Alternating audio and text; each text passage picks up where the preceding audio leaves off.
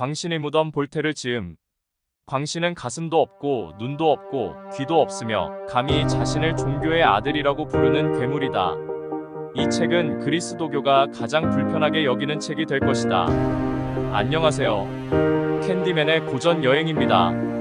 이번에 소개드릴 고전은 18세기 프랑스 계몽 사상가로서 평생을 종교의 방식과 배타성을 타파하기 위해 싸운 볼테르 작품 광신의 무덤이라는 작품입니다. 책 첫 장에는 모세라는 인물에 대해 나오지만 이번 영상에서는 생략하겠습니다.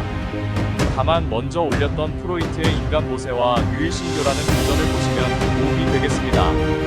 볼테르의 광신의 무덤에서는 책 내용 그대로 예수라는 인물에 대해서 알아보겠습니다.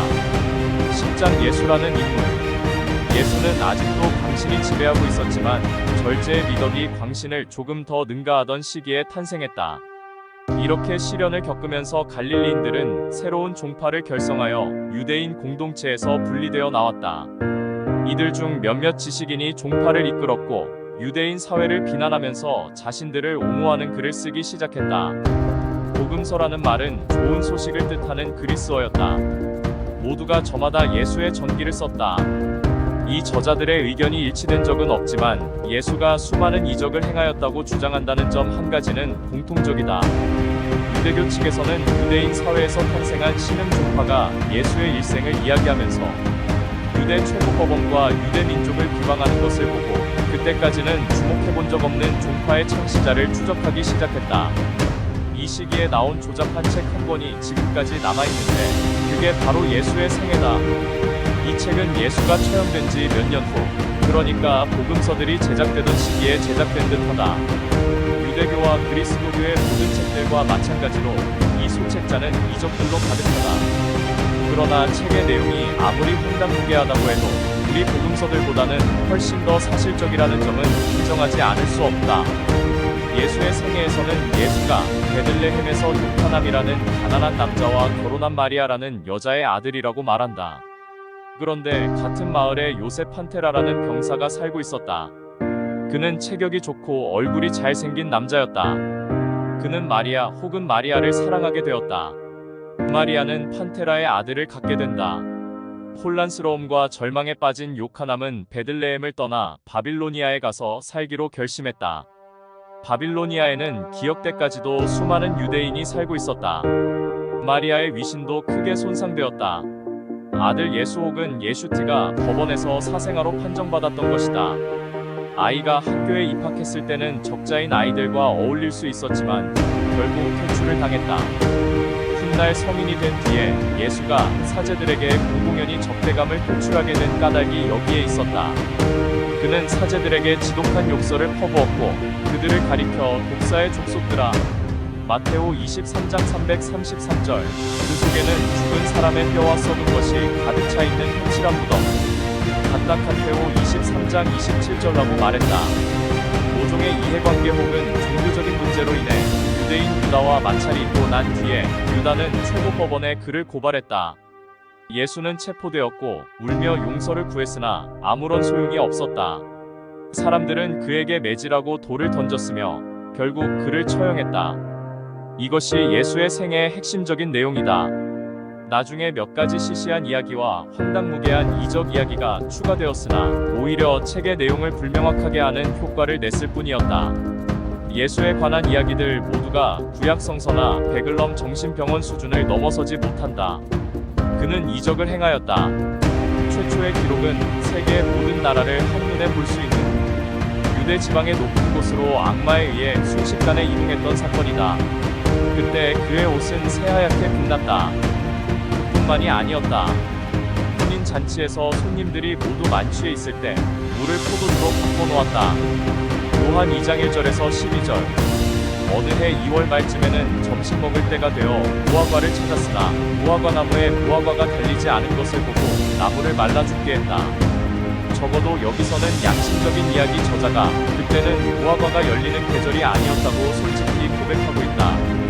마르코 11장 12절에서 14절. 예수는 여인들의 집이나 세리의 집에서 식사를 했다. 그런데 예수가 세리나 징세청부인들을 사악한 자로 취급했다고 이야기 저자들은 말한다. 예수는 성전, 곧 사제들이 거주하는 구역 내부로 소상인들이 제물을 바치러 온 사람들에게 닭, 비둘기, 양을 팔 수 있도록 법으로 허용된 울타리 안으로 들어갔다.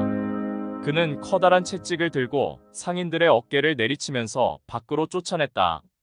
상인들뿐만 아니라 그들이 팔던 닭, 비둘기, 양, 소들도 쫓아내고 돈을 땅바닥에 내동댕이 쳤다. 놀랍게도 아무도 이를 저지하지 않았다. 요한이 썼다고 하는 복음서에 따르면 예수에게 성전이라는 엄숙한 장소에서 그런 소란을 피워도 되는 권한이 있는지를 증명하기 위한 이적을 보여달라고 요구했을 뿐이었다.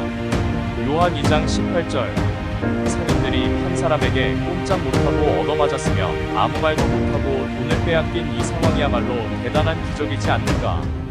돈키호테라는 소설책에서도 이 정도의 황당무계한 일은 벌어지지 않는다. 그런데 예수는 사람들이 요구하는 기적을 보여주는 대신 그 성전을 허무시오. 내가 사흘 안에 다시 세우겠소라서 말할 뿐이다. 그러자 유대인들은 이 성전을 짓는데 46년이나 걸렸는데 당신이 사흘 안에 세우겠단 말이오? 라고 대꾸했다고 복음서 저자 요한이 말한다. 요한 2장 19절에서 20절 헤로데가 예루살렘 성전을 짓는데 46년이 걸렸다는 것은 물론 사실이 아니다. 유대인들은 이와 같은 오류도 반박하지 못했다. 복음서들이 변변찮은 자들에 의해 작성되었다는 사실이 여기서도 드러난다.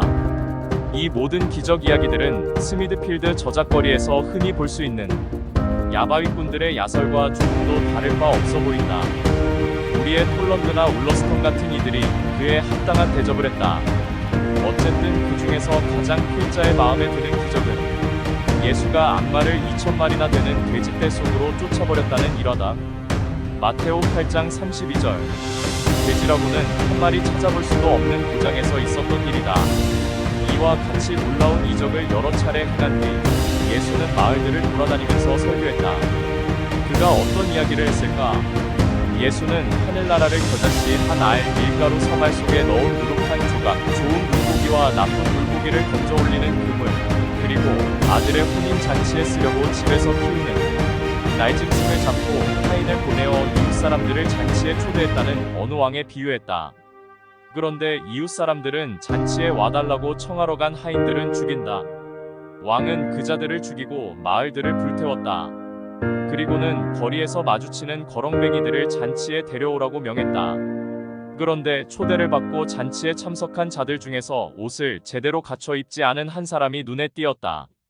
그 자에게 옷을 한 벌 내려주는 대신 왕은 그 사람을 감옥에 가둬버렸다. 이게 바로 마테오 복음서에서 말하는 하늘나라의 모습입니다. 다른 설교에서 예수는 하늘나라를 100% 풍미를 취하려는 악덕 고리대금업자에 비유했다. 지금까지 간략하게나마 볼테르 작품 당신의 무덤에 나오는 예수의 이야기를 살펴보았습니다.